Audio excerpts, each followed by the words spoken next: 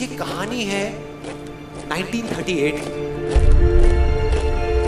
कैरली नाम के एक आदमी की, हंगेरियन आर्मी में, और वो उस कंट्री का बेस्ट पिस्टल शूटर था।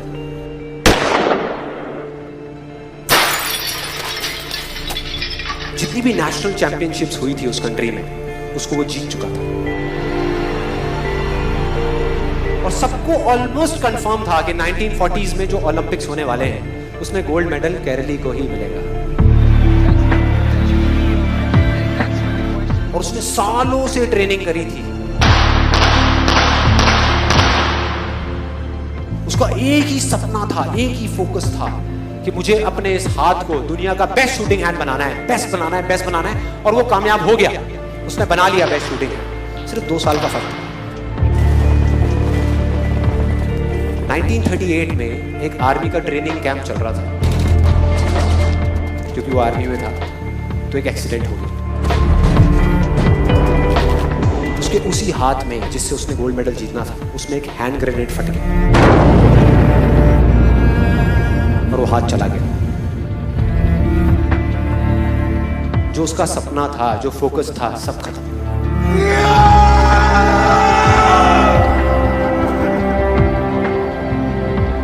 उसके पास 2 रास्ते थे। एक तो ये कि वो बाकी की पूरी जिंदगी रोता रहे और कहीं जा करके छुप जाए,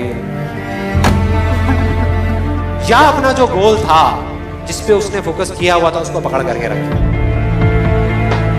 तो उसने फोकस किया उस पे नहीं जो चला गया था, जो उसके पास नहीं था। उसने फोकस किया उस पे जो उसके पास था।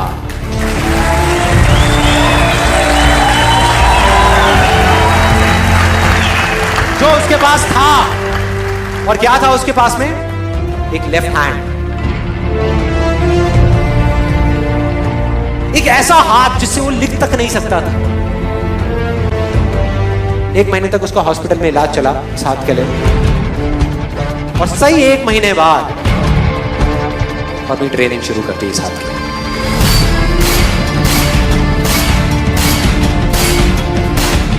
ट्रेनिंग के 1 साल बाद, मतलब कि 1939 में वो वापस आया।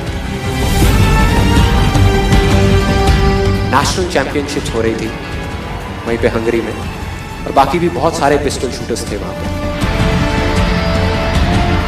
उन्होंने जा करके उसको कंग्रेचुलेट किया। कहा कि यार देखो, ये होता है जज्बा, ये होती है स्पोर्ट्समैन स्पिरिट, कि इतना सब कुछ होने के बाद भी तुम यहां पर आए हो हमको देखने के लिए और हमारा हौसला बढ़ाने के लिए। किसी को नहीं पता था कि वो 1 साल से अपनी ट्रेनिंग कर रहा था लेफ्ट हैंड की। और उसने जवाब दिया, मैं यहां पर तुम्हारा हौसला बढ़ाने नहीं आया, तुम्हारे साथ कॉम्पीट करने आया हूं, तुमसे लड़ने आया हूं, तैयार हो जाओ। और कंपटीशन हुआ। बाकी सब वहां पर जितने भी लोग थे वो कॉम्पीट कर रहे थे अपने बेस्ट हैंड से। ये कॉम्पीट कर रहा था अपने ओनली हैंड से, ओनली हैंड से। कौन जीता? The man with the only hand, केरली जीत गया। लेकिन वो यहां नहीं रुका।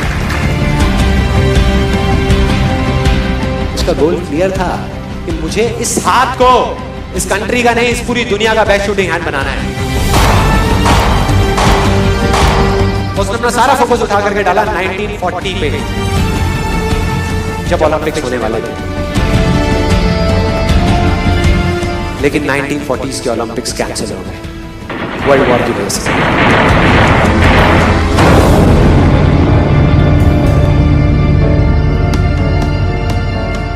उसने अपना सारा फोकस उठा करके कहां डाल दिया?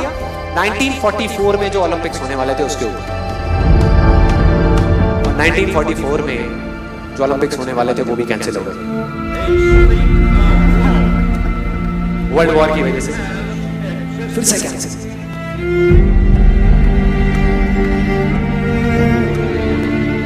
उसने अपना सारा फोकस उठा करके डाल दिया 1948 के ओलंपिक्स में।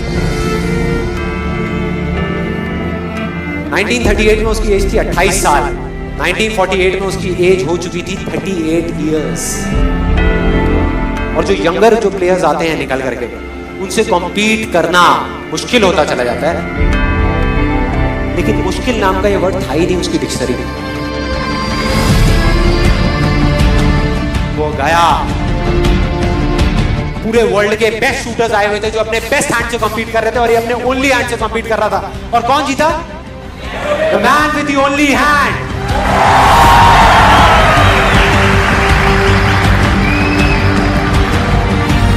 लेकिन वो तब भी नहीं रुका। 1952 ओलंपिक्स, दोबारा कॉम्पीट किया उसने, और इस बार गोल्ड मेडल कौन जीता? गैरल ली। 4 साल बाद दोबारा से, और पूरी की पूरी हिस्ट्री को बदल करके रख दिया ओलंपिक्स ने। इस पर्टिकुलर कंपटीशन में उससे पहले किसी भी एथलीट ने लगातार 2 गोल्ड मेडल्स नहीं जीते।